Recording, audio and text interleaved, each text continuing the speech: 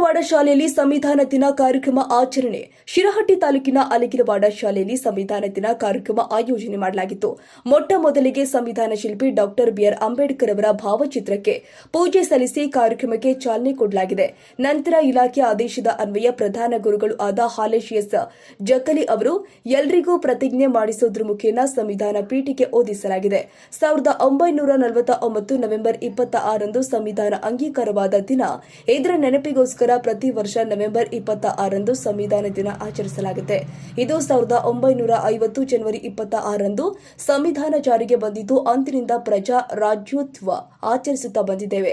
ಭಾರತದ ಸಂವಿಧಾನದ ರಚನಾ ಸಮಿತಿಯು ಅಧ್ಯಕ್ಷರು ಆದ ಡಾಕ್ಟರ್ ಬಿಆರ್ ಅಂಬೇಡ್ಕರ್ ಅವರ ಸತತ ಪರಿಶ್ರಮದ ಫಲವಾಗಿ ಸಂವಿಧಾನ ಜಾರಿಗೆ ಬಂದಿದ್ದು ನಾವೆಲ್ಲರೂ ಕೂಡ ಹೆಮ್ಮೆ ಪಡುವಂತಾಗಿದೆ.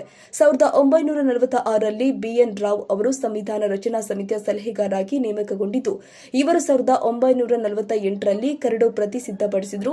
ಈ ಕರಡು ಪ್ರತಿ 26 ನವೆಂಬರ್ 1949ರಲ್ಲಿ ಅಂಗೀಕಾರವಾಗಿ ಅದು 1950 ಜನವರಿ 26ರಂದು ಅಧಿಕೃತವಾಗಿ ಜಾರಿಗೆ ಬಂದಿದೆ.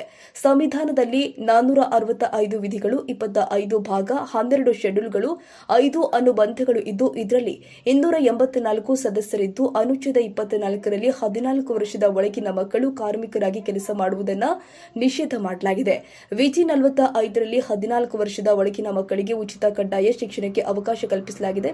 ವಿಧಿ 46ರಲ್ಲಿ ಪರಿಶಿಷ್ಟ ಜಾತಿ, ಪರಿಶಿಷ್ಟ ಪಂಗಡ ಹಾಗೂ ಒಬಿಸಿಗಳಿಗೆ ಶೈಕ್ಷಣಿಕ ಮತ್ತು ಆರ್ಥಿಕ ಹಿತಾಸಕ್ತಿಗಳಿಗೆ ಉತ್ತೇಜನ ಕೊಡಲಾಗಿದೆ.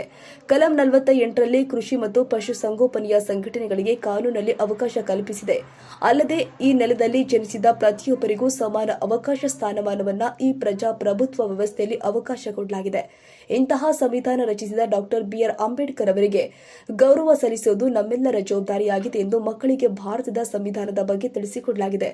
ಇನ್ನು ಕಾರ್ಯಕ್ರಮದಲ್ಲಿ ಹೆಬ್ಬಾಳ ಕ್ಲಸ್ಟರ್ ಸಿಆರ್ಪಿ ತಿರುಕಪ್ಪ ಪೂಜಾರ್, ಪ್ರಧಾನ ಗುರುಗಳು ಆದ ಹಾಲೇಶ್ ಎಸ್ ಜಕ್ಕಲಿ, ಶಿಕ್ಷಕರು ಆದ ತಿರುಕಪ್ಪ ದೇಸಳ್ಳಿ, ನೂರ್ ಸಾಬ್ ಅಂಗಡಿ, ಶರಣಯ್ಯ ಪಾಟೀಲ್, ಅಡುಗೆ ಸಿಬ್ಬಂದಿಗಳು ಆದ ಹುಸೇನ್ ನಬಿ ನದಾಫ್, ಶಾಲಾ ಮಕ್ಕಳು, ಗ್ರಾಮದ ಗುರು ಹಿರಿಯರು ಭಾಗವಹಿಸಿ ಯಶಸ್ವಿಗೊಳಿಸಿದ್ದಾರೆ.